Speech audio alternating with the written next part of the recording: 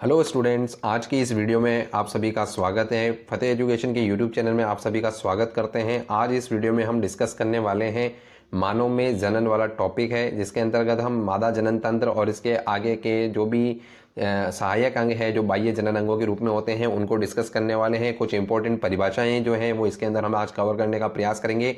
ये वीडियो आपके रीट प्री और मेंस एग्जाम के साथ साथ आपके पशु परिचर की जो दैनिक विज्ञान वाला सेक्शन है उनके अंदर भी इम्पोर्टेंट है, महत्वपूर्ण है उसकी दृष्टि से भी, और अन्य सभी कंपटीशन एग्जाम की दृष्टि से भी इम्पोर्टेंट टॉपिक है जो सभी एग्जाम में लगभग पूछा जाता है। चलिए शुरू करते हैं।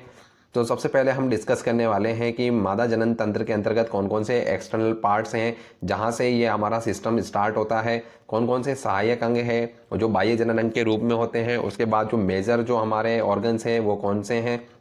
तो सबसे बाहर के रूप में आपको दिखाई देता है कि जो बाहर की जो ओपनिंग होती है, वेजाइनल ओपनिंग होती है, वो कुछ इस प्रकार से आपको दिखाई देती है।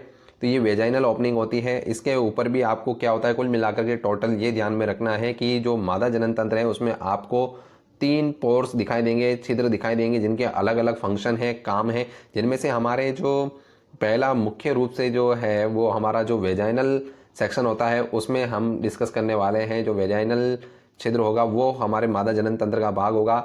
एक इसके अलावा एक ओपनिंग और होती है ऊपर, जो क्या होती है आपके यूरिथ्रल ओपनिंग होती है, मूत्र के निष्कासन के लिए होती है, और एक एनस होता है। तो टोटल कुल मिलाकर के 3 इसमें छिद्र होते हैं। इसी के बाद बात करते हैं आगे कि जो आपको इसमें स्ट्रक्चरल संरचना के रूप में दिखाई दे रही है। तो ये जो बाहर वाला पार्ट है ये वाला विद्यार्थियों, इस पर क्या कहते हैं कि इसको मॉन्स प्यूबिस के नाम से जानते हैं। इस पर क्या होता है, गद्दीनुमा संरचना होती है, इसमें वसा का जमा होता है, और इसके ऊपर क्या है कि रोम जो होते हैं बाल उगाते हैं, जो आपके लास्ट तक भी होते हैं, समय के साथ साथ ये बने रहते हैं। उसके बाद क्या होता है आपके बाहर की तरफ क्या होता है, इसके बाहर अंदर की तरफ जो मॉन्स प्यूबिस है उसके अंदर की तरफ क्या होता है आपके लेबिया मेजोरा नाम से स्ट्रक्चर पाई जाती है, जो क्या होती है आपके अनुदैर्ध्य वलन होते हैं, फोल्ड होते हैं, जो इस प्रकार से होते हैं, खड़े रूप में होते हैं, जो बड़े होते हैं, मेजर होते हैं, इसलिए उनको लेबियम मेजोरा कहते हैं। और उसके बाद क्या होता है एक और इसी नाम से लेबियम माइनोरा होता है, वो क्या होते हैं विद्यार्थियों छोटे फोल्ड होते हैं, इसलिए उनको माइनोरा कहते हैं। तो 2 फोल्ड होते हैं, बाहर लेबियम मेजोरा होगा, अंदर की तरफ लेबियम माइनोरा होगा। इसके बाद आगे बढ़ते हैं विद्यार्थियों। इसके बाद हमारे एक्सटर्नल संरचना के साथ साथ और कौन से भाग होते हैं, तो इसमें क्या होता है हाइमन नाम से आपके क्या होते हैं योनित छद पाया जाता है, जिसको हाइमन कहते हैं। ये हाइमन क्या होता है हमारे एक प्रकार से इसको योनित छद भी कहते हैं हिंदी में। जो ये क्या होता है पतली झिल्लीनुमा संरचना होती है, जो क्या होती है कि कुंवारी लड़कियों में होता है हमारे, और उस समय के साथ साथ ये क्या होता है बना भी रहता है, कभी कभी डैमेज भी हो जाता है, साइकिलिंग करने से, खेल कूद से, व्यायाम से भी ये क्या होता है डैमेज हो जाता है। इसमें एक छोटा सा छिद्र ये होता है जिससे क्या होता है कि मासिक स्राव जो होता है लड़कियों में वो बाहर की तरफ निकलता रहता है इस छोटे से छिद्र के द्वारा। तो ये संरचना में हमारे क्या होता है मेन हाइमन होता है, और ये किस प्रकार से डैमेज होता है, और इसके द्वारा जो मिथक है वो भी हम इस तरीके से कि ये किसी भी कारण से भी डैमेज हो सकता है। इसके बाद क्या होता है हमारे ये छोटे छोटे छिद्र आपको इस स्ट्रक्चर में पहली बार देखे होंगे, आपने ध्यान से नजर आ रहे होंगे, ये छोटे छोटे बारीक छिद्र भी होते हैं। तो ये क्या होता है आपके बार्थोलाइन्स ग्लैंड होती है। तो बार्थोलाइन की ग्रंथियां होती है जो दोनों तरफ होती है, जो यहाँ के एरिया को क्या करती है नमी वाला बनाया रखती है, शुष्क नहीं होने देती है। ठीक है विद्यार्थियों, आगे बढ़ते हैं हम हमारे अगले सेक्शन की ओर। मादा जनन तंत्र के मुख्य भाग। तो मादा जनन तंत्र के जो मुख्य भाग है हमारे, इसके आगे बात करते हैं विद्यार्थियों मादा जनन तंत्र के अंतर्गत कौन कौन से मुख्य पार्ट होते हैं, कौन कौन से भाग हैं इनके। तो पहले जो हमारा भाग है हम देख लेते हैं एक बार कौन कौन से हैं, फिर एक एक को डिस्कस करेंगे डिटेल में।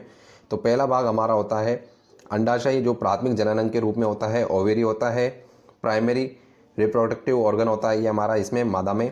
दूसरा क्या होता है ये अंडवाहिनी है विद्यार्थियों, इसको अंडवाहिनी समझिएगा। और ये तीसरे नंबर पर आपकी गर्भाशय है, यूट्रस है, और ये योनि है जो वेजाइना पार्ट है। तो ये हमारे कुल मिला के 4 मुख्य भाग होते हैं इसमें। आगे डिस्कस करते हैं कि ये किस प्रकार से दिखाई देते हैं, स्ट्रक्चर में देखते हैं। तो सबसे पहले हमारे क्या है कि जो ये गर्भाशय होता है मुख्य रूप से ये फंडस, और क्या होता है इसमें 3 पार्ट होते हैं आपके।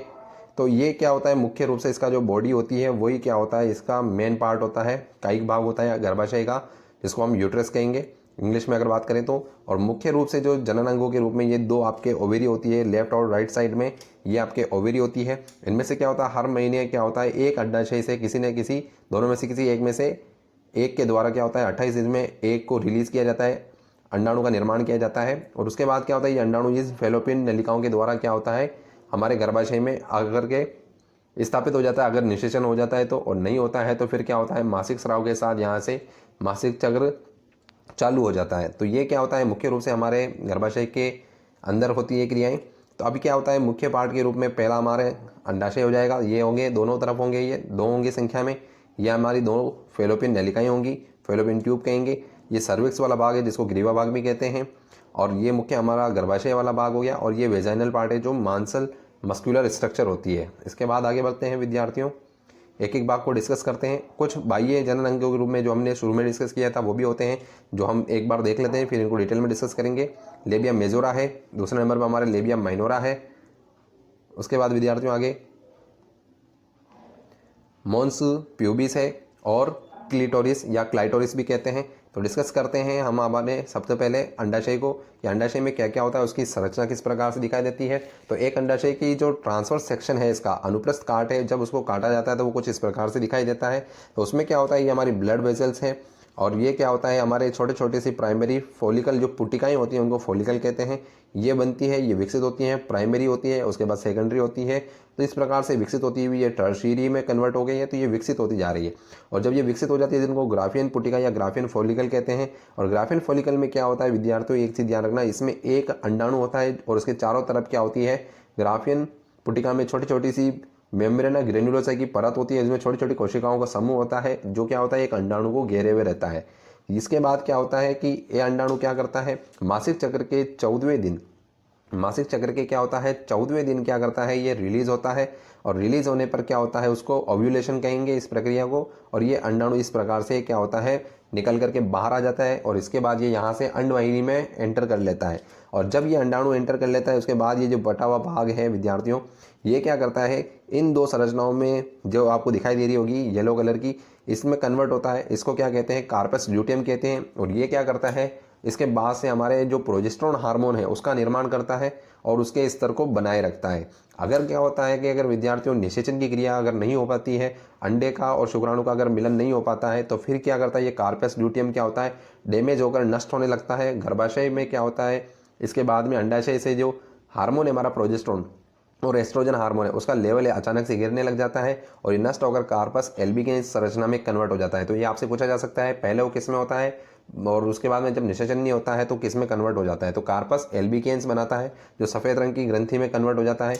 मुख्य रूप से ये अंतःस्रावी ग्रंथि के रूप में काम करती है, जो क्या करती है विद्यार्थियों गर्भावस्था के दौरान क्या करता है, प्रोजेस्टेरोन हार्मोन का स्रावन करती है, और जब निषेचन नहीं हो पाता है तो कार्पस एल्बिकेंस बना देती है। उसके बाद बात करते हैं हम आगे, अगर निषेचन नहीं हो पाएगा तो क्या होता है कि ये मासिक स्राव स्टार्ट हो जाएगा। एस्ट्रोजन और प्रोजेस्टेरोन हार्मोन का क्या होता है लेवल बहुत कम हो जाता है और मासिक चक्र प्रारंभ हो जाता है। आगे बढ़ते हैं विद्यार्थियों कि ये जो हमारी अंडाशय है इसमें क्या होगा, तो संख्या 2 होती है। आकार की बात करें तो 2 से 4 सेंटीमीटर होता है इनका आकार। आकृति इनकी बादाम के आकार की होती है और संख्या में ये 2 होते हैं। इसके बाद आगे बढ़ते हैं विद्यार्थियों, 2 भाग होते हैं अंडाशय में भी जो हमने डिस्कस किया था। तो वो परिधीय वल्कुट होता है, और एक जो बीच वाला भाग होता है इसमें क्या होता है मध्यांश या मेडुला भी कहते हैं। तो परिधि वल्कुट में क्या होता है अंड पुटिकाएं पाई जाती है, जो हमने अभी डिस्कस किया था, जो फॉलिकल्स पाई जा रही थी। पुटिका के चारों ओर बहुकोशिकीय झिल्ली मेम्ब्रेना ग्रेन्युलोसा होती है, जिसके अंदर क्या होता है फॉलिकल द्रव भरा होता है। जिसके अंदर क्या होता है विद्यार्थियों फॉलिकल द्रव भरा होता है, और इसकी गुहा में क्या होता है हमारे अंड कोशिका पाई जाती है, जो क्या होगी हमारे एक कोशिका होगी, जो हमारी क्या है एक प्रकार से फीमेल गेमेट होता है यहाँ पर हमारे पाई जाती है। इसके चारों ओर भी क्या होता है विद्यार्थियों जो अंड कोशिका है ये है, इसके चारों ओर क्या होता है ऐसे 2 झिल्लियाँ पाई जाती हैं, जो एक प्रकार से 2 परतें होती है। उनमें से क्या होती है एक का नाम जोना पेलुसिडा है और दूसरा कोरोना रेडिएटा है। जो दूसरे नंबर की है ये क्या करती है सबसे बाहर वाली परत होती है, और ये क्या होती है सबसे बाहर की तरफ रहेगी। और जोना पेलुसिडा क्या होता है इसके अंदर होती है। तो ये ध्यान में रखना कि अंडाणु के ऊपर कितनी झिल्लियाँ होती हैं, जो हम आगे भी डिस्कस करेंगे। इसके डायग्राम आएगा आगे कि उसमें किस प्रकार से ये संरचना दिखाई देती है और उस पर कितनी झिल्लियाँ होती हैं आपसे पूछा जा सकता है। देखिए चित्र में देखते हैं विद्यार्थियों कि ये है हमारे अंडाणु की स्ट्रक्चर। एक इसमें क्या होता है अंडाणु के अंदर जो एक बेसिक कोशिका होती है वो तो होती ही है, उसके चारों तरफ ये जो हमारे ये जो आवरण दिख रहा है आपको, ये आवरण किसका होता है, हमारा कोरोना रेडिएटा का होता है। ये पहली परत हो गई जो एक प्रकार से क्या होती है, सीमेंट की होती है, इसकी क्या करती है, रक्षा करती है। और दूसरी अंदर की जो परत होती है उसको जोना पेलुसिडा कहते हैं। और ये साइटोप्लाज्म में जो जीव द्रव्य है हर कोशिका के अंदर होता है, क्योंकि एक सेल भी क्या है, अंडाणु भी क्या है, एक कोशिका ही होती है। और उसके बाद क्या होता है, उसका एक केंद्रक होता है, न्यूक्लियस होता है। तो ये पूरी स्ट्रक्चर आपके एक अंडाणु की है और ये डायग्राम आपके मनुष्य के अंडाणु का है। अंडोत्सर्ग क्या होता है आगे डिस्कस करते हैं। अंडोत्सर्ग का मतलब ओव्यूलेशन है। ओव्यूलेशन क्या होता है कि ग्राफेन पुटिका जो परिपक्व हो जाती है कंप्लीट, उससे अंडाणु निकल करके उदर गुहा में यानी अपने पेट के अंदर आता है। वहाँ से क्या होता है, सीधे ही क्या होता है, उसका अंडवाहिनी का जो सिरा होता है जालरनुमा होता है, वो उसको क्या करता है, अपनी तरफ खींच लेता है और वो उसमें प्रवेश कर जाता है। तो अंडाणु का कुल मिलाकर के बाहर आना क्या कहलाता है, अंडोत्सर्ग कहलाता है। मनुष्य में क्या होता है, ये 14वें दिन होती है, मासिक चक्र के 14वें दिन अंडोत्सर्ग हो जाता है। ये आपको ध्यान रखना है। 28 दिन का हमारे आर्तव चक्र होता है, उसमें से 14वें दिन क्या होता है, अंडाणु मुक्त होता है, अंडोत्सर्ग की क्रिया होती है। ये आपसे पूछा जा सकता है कब होता है और अंडोत्सर्ग किसे कहते हैं। आगे बढ़ते हैं। दूसरा पार्ट हमारा जो मादा जनन तंत्र का है वो है फेलोपियन ट्यूब या फेलोपियन नलिका। संख्या 2 होती है। स्वतंत्र सिरा जो खुला हुआ होता है, जालरनुमा होता है, फेमरी भी कहते हैं इसे। और निषेचन की क्रिया क्या होती है, अंडवाहिनी में ही होती है। इसमें पूछा जाता है निषेचन की क्रिया कहाँ होती है, मनुष्य में, तो अंडवाहिनी में होती है। इसमें 2 भाग होते हैं जो सकड़े भाग हैं, इसमें इलियम और स्थमस कहते हैं। इसके संधि स्थल पर ही क्या होता है, हमारे निषेचन की क्रिया होती है। तो ये आपसे पूछा जा सकता है कि मनुष्य में निषेचन की क्रिया और भी अगर डिटेल में पूछे तो कहाँ पर होती है, तो इलियम और स्थमस के संधि स्थल पर होती है। ये आपको थोड़ा विशेष रूप से याद रखना है। आगे बढ़ते हैं। तीसरा पार्ट है हमारा गर्भाशय। नाशपाती के समान इसकी आकृति होती है, बच्चेदानी इसको ही कहते हैं। इसी में बच्चे का विकास होता है कंप्लीट पूरा। 7.5 सेंटीमीटर क्या होता है, लंबा है, 3 सेंटीमीटर मोटा होता है और 5 सेंटीमीटर तक इसकी चौड़ाई होती है। इसके बाद आगे डिस्कस करते हैं। इसमें 3 परतें होती हैं, 3 लेयर्स होती है। बाहरी स्तर को क्या कहते हैं, जो सबसे बाहर की ओर होता है उसको पेरीमीट्रियम कहते हैं। बीच वाला पार्ट होता है आपका मध्य स्तर, जिसको मेसोमीट्रियम कहते हैं। और आंतरिक स्तर जिसमें बच्चा के संपर्क में होता है उसको एंडोमीट्रियम कहते हैं। जब निषेचन की क्रिया हो जाती है तो जो जाइगोट बनता है यानी युग्मनज, वो युग्मनज का जो रोपण होता है, इम्प्लांटेशन होता है, वो एंडोमीट्रियम पर ही होता है। ये थोड़ा सा आप विशेष रूप से याद रखेंगे विद्यार्थियों। आगे बढ़ते हैं। चौथा पार्ट हमारा है योनि, जो वेजाइना पार्ट है। पेशीय नलिका होती है, मासिक स्राव के लिए रास्ता देती है। जो मासिक स्राव होता है जिसका डिस्चार्ज होता है वो इसी के माध्यम से बाहर आता है।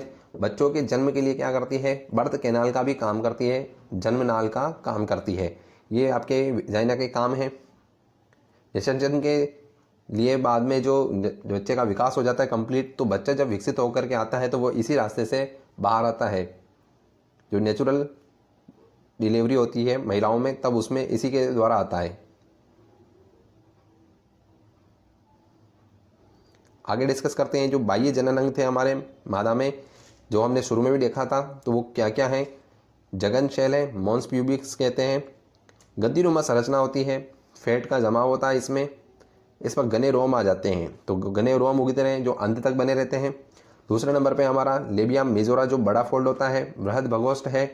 एक जोड़ी अनुदैर्ध्य वलन होता है। अनुदैर्ध्य का मतलब इस प्रकार से खड़े होते हैं, ये एक जोड़ी होते हैं यानी 2 होंगे संख्या में दोनों तरफ। और ये क्या होते हैं, बाहर की तरफ होते हैं, बड़े होते हैं। और दूसरा क्या होता है, इनसे छोटे होते हैं जिनको लेबिया माइनोरा कहते हैं, लघु भगोष्ठ कहेंगे। एक जोड़ी होते हैं, छोटे वलन होते हैं।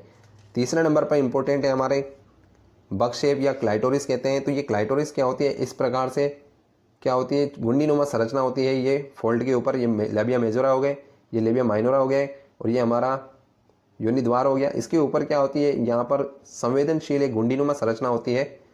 गुंडीनुमा का मतलब इस प्रकार से गांठ के रूप में होती है, जो थोड़ी सी उभरी भी होती है।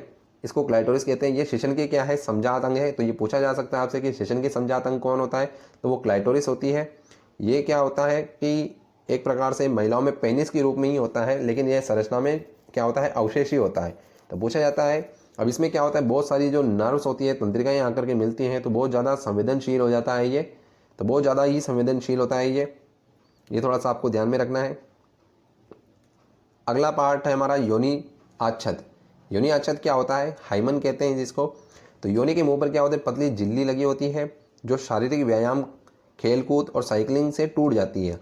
तो इसमें क्या होता है कि इसको किसी में अगर महिलाओं में अगर ये टूटी हुई है तो उसको उसके वर्जिनिटी का आधार नहीं माना जा सकता है कि ये नहीं है तो वर्जिनिटी खत्म हो चुकी है। ये अन्य दूसरी इन क्रियाओं से भी कई बार डैमेज होकर के टूट जाती है। और इसमें क्या होता है, पतली झिल्ली होती है ये, और छोटा सा छिद्र होता है जिससे क्या होता है मासिक स्राव धीरे धीरे रिस रिस करके क्या होता है बाहर आता रहता है, और पतली झिल्ली के रूप में होती है जिसको हाइमन कहते हैं। उम्मीद करता हूँ विद्यार्थियों आपको हमारे द्वारा ये दी गई जानकारी अच्छी लगी होगी। ये इसका जो दूसरा पार्ट है पूरा डिटेल में हम आगे डिस्कस करेंगे दूसरे पार्ट में, जो इसका पूरा प्रोसेस है जिसमें हमारे निषेचन की क्रिया कैसे होती है, युग्मकों का निर्माण कैसे होता है, प्रसव कैसे होगा, उसके बाद दुग्ध श्रवण क्या होगा, और इनमें आने वाले जो मुख्य हार्मोन्स हैं उनकी क्या क्या मुख्य भूमिका है, इसमें अलग अलग में दुग्ध श्रवण में क्या है, युग्मकों के निर्माण में कौन से हार्मोन हैं, निषेचन के दौरान क्या क्या घटनाएं होती हैं, तो ये सब हम अपने अगले पार्ट में डिस्कस करेंगे।